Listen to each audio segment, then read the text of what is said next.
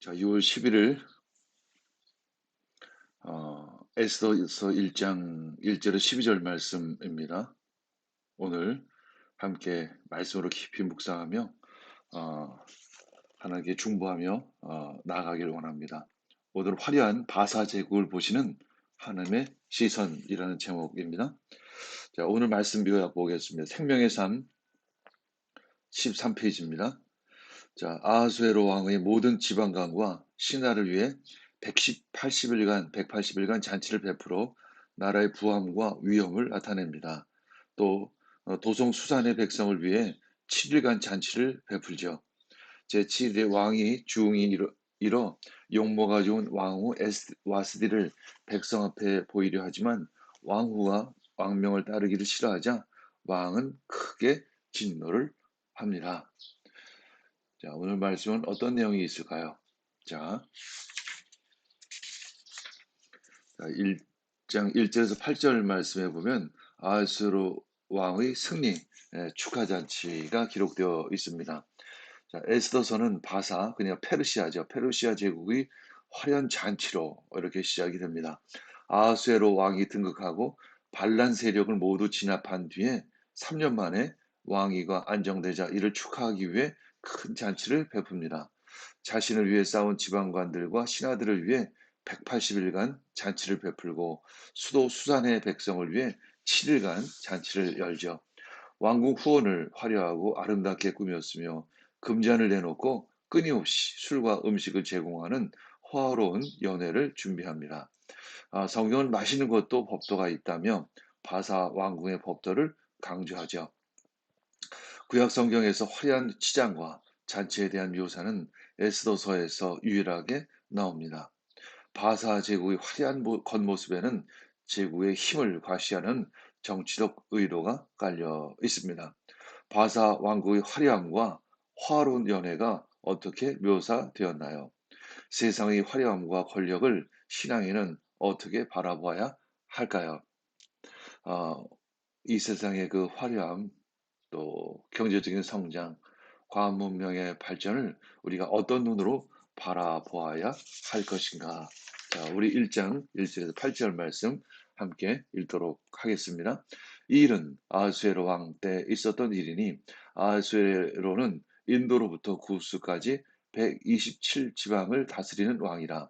당시 아하수에로 왕이 수산궁에서 즉위하고 왕 위에 있은 지 제3년에 그의 모든 지방관과 신하들을 위하여 잔치를 베푸니 바사와 메대의 장수와 각 지방의 귀족과 지방관들이 다 왕 앞에 있는지라. 왕이 여러 날 곧 180일 동안에 그의 영화로운 나라의 부함과 위엄의 혁혁함을 나타내니라. 이날이 지남에 왕이 또 도성 수산에 있는 귀천간의 백성을 위하여 왕궁 후원 뜰에서 7일 동안 잔치를 베풀세 백색, 녹색, 청색 휘장을 자색하는 배 줄로 대리석 기둥 은고리에 메고 금과 은으로 만든 걸상을 화반석, 백석, 운모석, 흑석을 깐 땅에 건설하고 금잔으로 마시게 하니 잔의 모양이 각기 다르고 왕이 풍부하였으므로 어주가 한이 없으며 마시는 것도 법도가 있어 사람으로 억지로 하지 않게 하니 이는 왕이 모든 국내 관리에게 명령하여 각 사람의 마음대로 하게 함이더라. 자, 9절에서 이제 12절에는 어떤 내용이 있을까? 자, 함께. 자, 왕의 부름을 거절한 왕후 에스디에 대한 이야기입니다. 이제 결국 왕후 에스디가 왕에게 불순종함으로 말미암아 이제 에스더가 왕비로 세워지는 그러한 과정을 보여주고 있습니다. 고대 바사 제국 법도에 따르면 남녀 공간은 분리되어야 하고 잔치도 남녀 따로 열어야 합니다.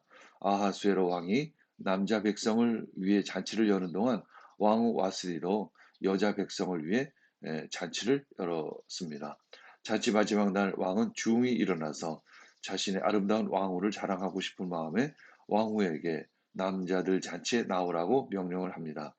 음주에 관한 규정을 둘 정도로 법도를 중요시하는 바사 왕궁에서 술에 취한 왕이 법도를 어긴 것입니다.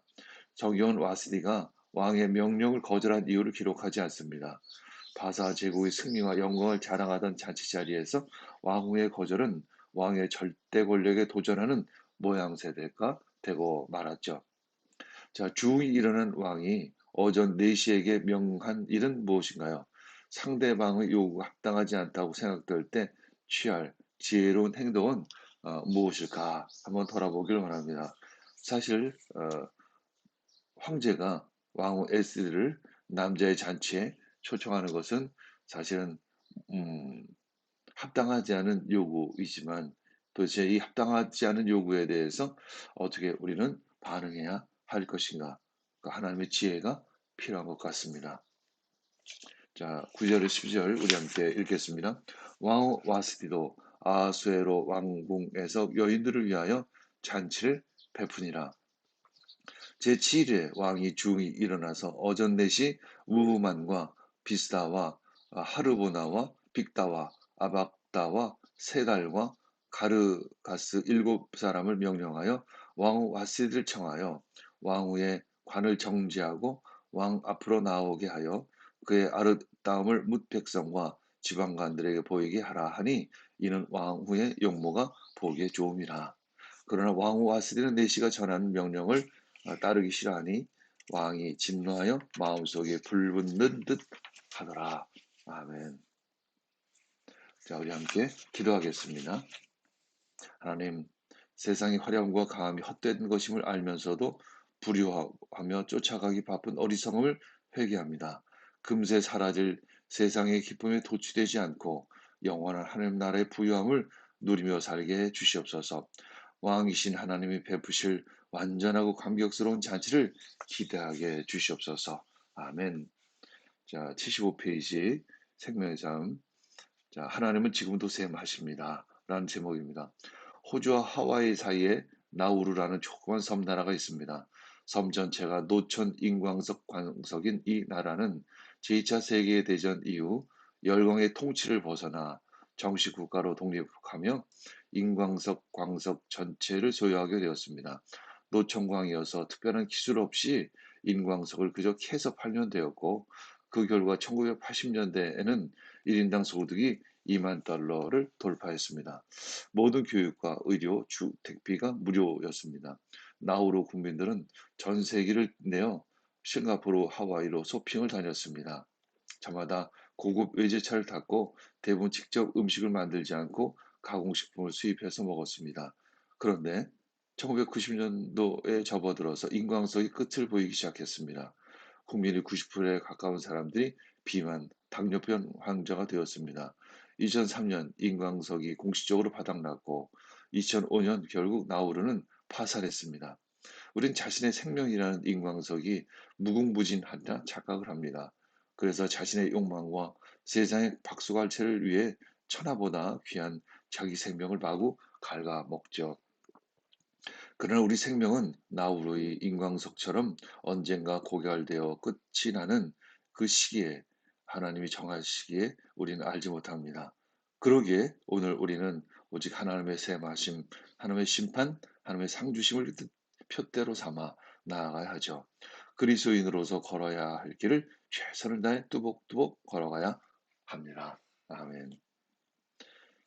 오늘 밑에 말씀 이동훈 목사님 말씀이죠. 삶에서 중요한 것은 얼마나 좋은 환경을 누리냐가 아니라 하나님의 뜻 가운데 거하고 있느냐가 중요하죠. 우리가 얼마나 풍요 가운데 살아가느냐가 중요한 것이 아니라 우리가 하나님의 뜻 가운데 하나님의 말씀 가운데 살아가는 것이 중요하다. 이렇게 말씀하고 있습니다. 자, 함께 기도합니다. 주님, 오늘도 이 말씀을 통해 함께 기도하기를 원합니다. 말씀을 통해 오늘 하루를 살아가기를 원합니다. 성령님, 저희들 가운데 오셔서 저희 말씀의 인도함을 받는 삶으로 이끌어 주시옵소서. 함께 기도하고 중보할 때 하나님의 능력이 풀어지기를 원합니다. 응답받기를 원합니다. 이 모든 말씀 예수님의 이름으로 기도합니다. 아멘. 자, 예수님의 이름으로 축복합니다. 오늘도 하나님의 말씀으로 능력으로 살아가시기를 원합니다. 우리들의 손길이 닿는 것마다 하늘의 복이 임하기를 원합니다. 내일 주일입니다. 이제 오후에는 교회 청소도 있습니다. 함께 달려가 아, 주일을 준비하는 귀한 성도 되기를 축복합니다. 아멘.